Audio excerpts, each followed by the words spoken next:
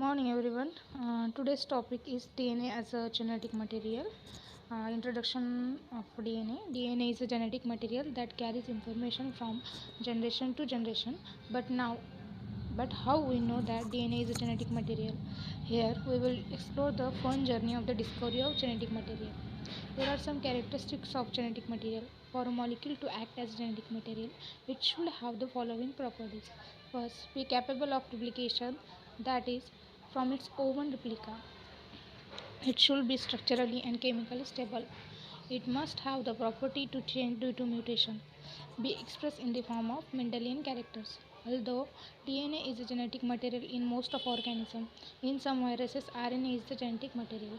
According to studies, RNA was the first genetic material, but since RNA is unstable, DNA evolved from RNA with chemical modification and it is more stable and carry more genetic information. Here are some experiments which prove DNA as a genetic material. First is a Frederick and Griffith experiment. Frederick and Griffith experiment. Griffith performed his experiment in 1928. He has working with a Streptococcus pneumonia. He identified two strains of bacteria. First one is R strain, that is rough colony. Second one is S strain, that is smooth colony. S strain bacteria have polysaccharide coat which give rise to smooth and shiny colony, which means they have a capsule from outside. S strain is virulent and cause pneumonia. The R strain lacks a polysaccharide coat. It gives rough colony. R strain is non-virulent, which means it does not cause any disease. He performed the following experiment with this bacteria and saw the different observation. Strain firstly he injected strain into the mice. Then mice developed pneumonia and he died. Second time he just inject R strain into the mice. He doesn't develop pneumonia because R strain is not pathogenic, so mice get alive.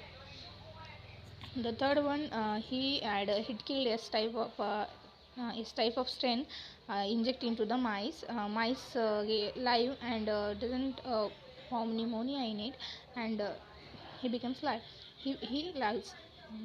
Griffith found that hitting kill the bacteria. Heat kill a strain.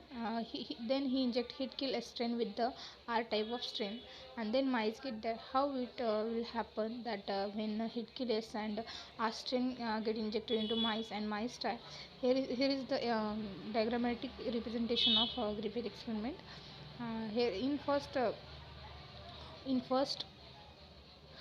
it's in first diagram we can see that there is he inject rough type of strain, then mouse get live. The second he when he inject virulent strain, that is S type of strain, mice die. When he inject hit kill type of S strain into the mice, then mice get live. And when he inject a combination of hit kill S type and R type into the mice get die. How does this happen? There is a conclusion of the experiment. From our experiment, he concluded that the R strain had been transformed by the heat kill S strain. This happened due to the transfer of genetic material, that is, the transforming. He named it as transforming principle from the S strain to the R strain, which made the R strain virulent. Although significant, his observation did not identify the biochemical nature of transforming principle.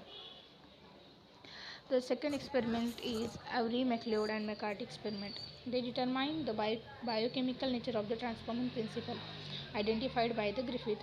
These people purified DNA, RNA and proteins from the heat kill S strain and determined which macromolecule converted R strain into the S strain. Firstly, they treated heat kill S strain to the strain to protease, RNAs and DNAs to break down protein, RNA and DNA respectively. Observation. He observed that the treated with DNAs inhibit the transformation of R strain. Protease and RNAs did not affect the transformation of R strain to virulent form.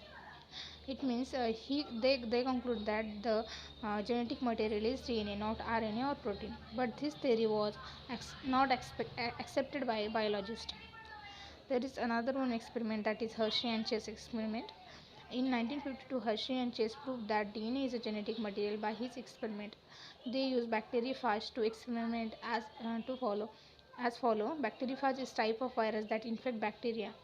Some viruses grow on media containing radioactive phosphorus and some grow on the radioactive sulfur containing media. Viruses have a radioactive DNA that grown on a phosphorus containing media because DNA contains phosphorus but protein does not. In contrast, virus contain radioactive protein which grown on the sulfur containing media because protein contains sulfur but DNA does not. These radioactive phages were allowed to infect bacterial cell and transfer their radioactive DNA or protein. After the infection, viral coat or particle were removed from the bacteria by the centrifugation process. Here is the order of experiment. In first step, we can see that there is a sulfur label protein, and in second there is a phosphorus label DNA. They are allowed to infect bacteria. The protein is then the phosphor label DNA is transferred into the cell. After that, they perform a centrifugation for the separation of protein. He observed that the bacteria were radioactive, which infect with the virus containing radioactive DNA, while bacteria were not radioactive, which infected with the viruses containing radioactive protein. Conclusion of this experiment is Hershey and Chase experiments conclude that DNA is the genetic material transferred from virus to bacteria, but not protein. RNA and protein.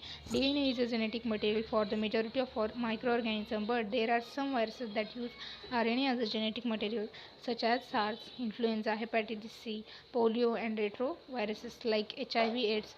They all have either single or double-stranded RNA. They used to replicate RNA in their life cycle. Prions are the infectious agent that transmit their characteristic via protein. Thank you.